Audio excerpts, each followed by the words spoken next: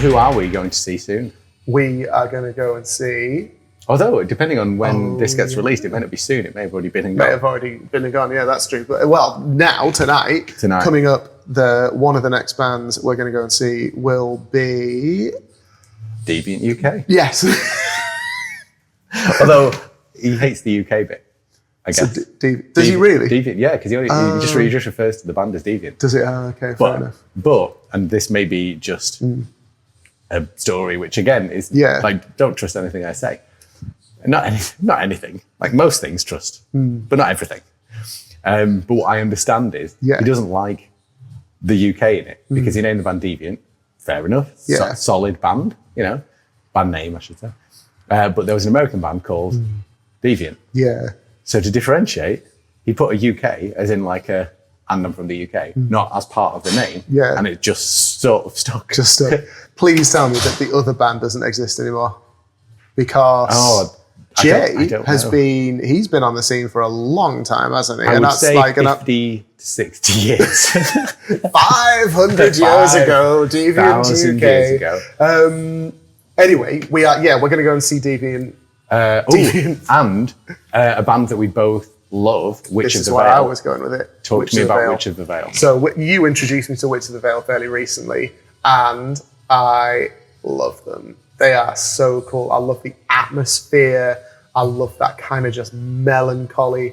We even looked them up, and it turns out they're from, I think, Northern and Ireland, Scotland. Yeah, so like the Highlands and Islands. I think the Outer Hebrides. Nice. Please tell me I'm right. Just so cool. And everything about their vibe is like... Yeah, when you realise where they're from. Yeah. It's like... Just dark, chill, almost like that kind of black metal-y vibe of like, I can see why black metal evolved from Arctic darkness you're out there in the Great 26-hour days. Because I got a message off Ryan, because Witch of the Veil have been kind enough to offer to remix one of our tracks, which is beautiful. Is really cool. And I was chatting to Ryan, and I didn't realise they're married, Ryan and Erin. I didn't realise they're married, which is beautiful. That is really cool.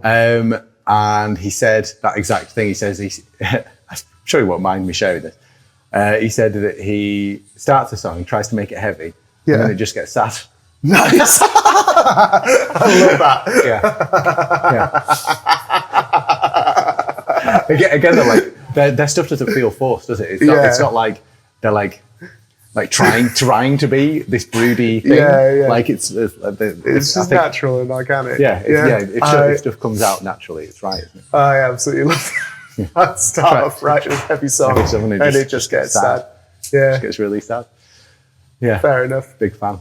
The amount of atmosphere they've got going on, I can't wait to see them live. That'll be sick. And tell me about your connection. It's more yours than it is mine, I suppose. Your connection with Jay from Deviant. So, and indeed his guitarist. So, being from Cyferdyne, Cyferdyne was founded in, I want to say, Higgs' bedroom. I don't think it was his bedroom. Do Deviant fans know him as Hig? I think so. Yeah. Adam Higginson, the guitarist in Deviant. For those of the uninitiated, everybody knows who Deviant is. If not, have a listen to him. He's really good.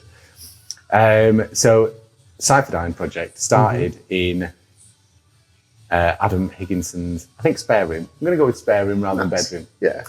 Although we are both familiar with... We are both familiar with Adam Higginson's bedroom. So it started in the spare room, and we were testing around some ideas. We went to see a band called The Ladder. Nice. Who were supporting Deviant UK. And that was our first introduction to this whole alternative electronic thing, maybe 20 years ago, I guess. Yeah, it will be. And they were playing in Lancaster, and we just happened upon it, and it was great. And interesting, Andy's band was actually playing that night as well. No way, was that 1999? 1999, Nice. And we thought, this music is amazing. And again, like when stuff connects with you, you want to try and not imitate it, but you want to like get involved. And it's I didn't realize music could sound like that, So we went away and we wrote some songs and sort of limped our way through. And then we spoke to a friend of ours, Neil, who we'd sort of half known from being in other bands. I say half known, I'm doing him a huge disservice there, but it is what it is. That we'd half known, barely knew. Yeah. more of an acquaintance than anything really. No, not really. We knew him for ages. And he offered to produce the stuff, and then that evolved into him doing vocals. And then as time went on, he decided to withdraw from the project. So we then contacted Andy, who we'd known from the local electronic scene. And he took over the production duties, and Cyferdyne became what it ended up being. And Hig wrote the songs, and he played guitar on them, and like it was very collaborative effort, which is beautiful. And partway through, I want to say 5 years ago, I don't know if that's accurate. We'd been playing with Jay. We played with Jay in Deviant UK a few times up and down across the UK, and I think they just got talking, and Jay wanted to evolve his sound to include a live guitar, because I don't think he had live guitar before. He's very synth-based, isn't he? Yeah. Makes sense. And but he wanted to expand the palette. Yeah. And he's an awesome guitarist. He is a really, really good guitarist. I think he would say that he used to be a better guitarist than he is now. I guess when you're playing in black metal bands, or at least playing a band that has metal bands, black metal elements, like that's stretched. I think that's stretched all of us, certainly speed wise. Yeah. So the stuff that he's playing now, I guess, isn't necessarily as technically demanding. But he's having a great time touring with Davies, isn't he? Yeah. He's been all over the place. He's having a great time, and I truly wish him every success. For clarity, like him doing that was not a contributing factor to Cyferdyne. Oh yeah, absolutely. That just sort of nicely rounded itself off. Yeah. I mean, even the biblical references sort of rounded itself off, because we started with Genesis. That's true. Yeah. And ended with Exodus. Nice. So that wasn't unplanned. I guess one day you might do a Revelations. Maybe we could do Revelations. Cool. Perhaps that's a good name for a remix album. Yeah. But you're absolutely right. I mean, so like you and I and Hig from Now Deviant, like we've been friends for years. Decades. Along with Aidan, who's behind the camera right now. Say hi, Aidan. Put that one up for me, Jamie. The four of us are like best friends. We have been for a long time. So yeah, like you said, that Cyferdyne coming to an end. There's no bad blood there. And the fact that we have that nice link with Jay, that like he is a friend of yours. I mean, I've met Jay once or twice, but he's always. I don't know if he would describe me as his friend. I'm sure he would. And he's kind enough to also be doing a remix of one of our tracks, which is really cool. There's loads and loads of bands. Too many for me to just know off the top of my head that have offered their time to do remixes of our music, which is amazing. One of them is Jim Davies from Prodigy, and I think, are they Prodigy or The Prodigy? I don't want to do them a disservice. Prodigy, I think. Prodigy, like Buzzcocks. Yeah. So one of them was Jim Davies, who is working on a song called Bite, and he has offered his time, from Prodigy, from, who was the other band? Pitchshifter, that he was involved in. Palindromes, big love for Palindromes. So, huge love. I Am Imperfect, Monomort, Alter. So a huge Antibody. Thank you to like everybody who's agreed to. It's amazing, and I think it says something about, like, because I know that people will discuss the scene in sometimes negative terms. Red Meat is another one. Like I really like Reese's stuff. People will discuss the scene in negative terms, and like I'm not saying that they're wrong, but what we've encountered is a lot of people that are willing to spend their time, like working with us and working with on our music. I completely agree, because how beautiful is that? It's really beautiful. Yeah, I mean, like we've said, you and I have played with various musicians. We're doing loads of like different musical projects and bands and stuff over the years, and to be really like kind of just openly kind of accepted, to find people that just really forthcoming with collaboration and stuff, and just being really generous with their time. Even DJs, like we've been contacting, like some of them I knew from before, but some of them I didn't, and that like me sending someone a message and saying, "Hey, I know that you DJ at this famous club in LA. Like, is there any chance that you might be interested in hearing our new music?" Really and they're cool. like there isn't a soul that says, "Don't you know who I am?" Yeah, exactly. Like everybody's responded with, "Oh yeah, send us over whatever you like, and if I like it, I'll give it a spin." Really touching. Yeah, to have such a kind of open-hearted response from people.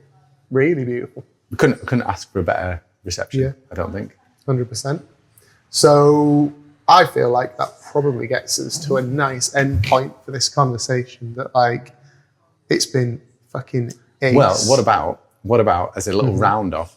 So what does what's the first step? What's the next thing? That is true. Okay, yeah. So and that's a natural sort of, and then we're off. Yeah.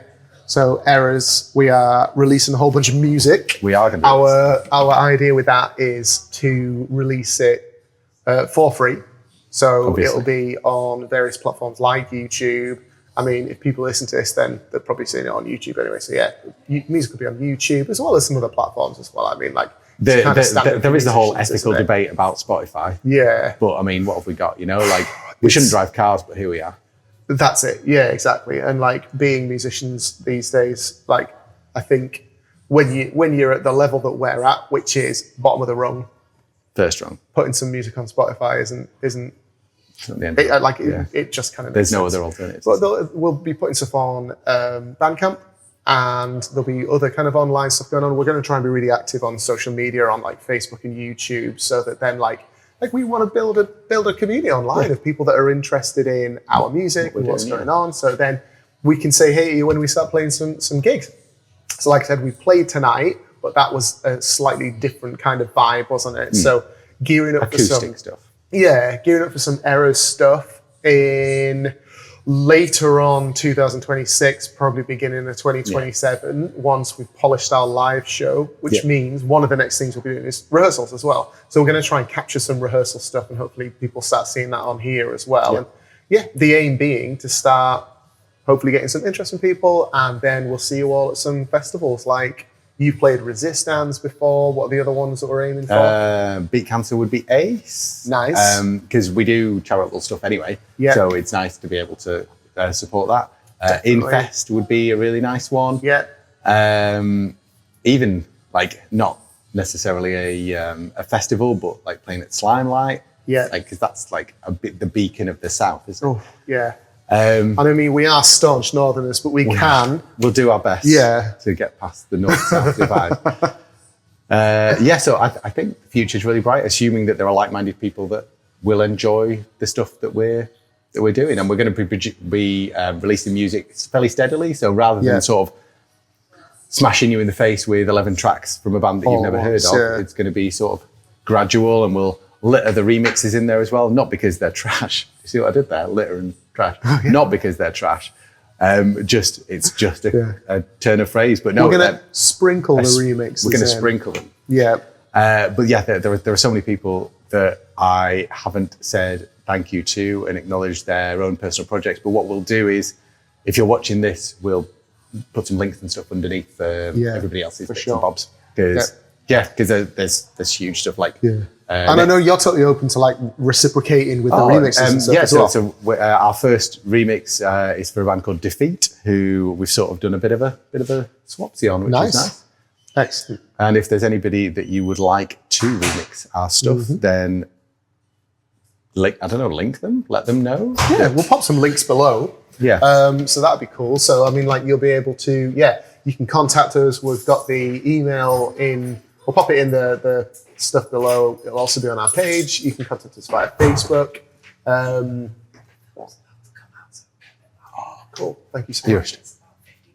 No problem. Thank you. No bother at all. So you'll be able to contact us through the links below. So Facebook, email, all the usual stuff.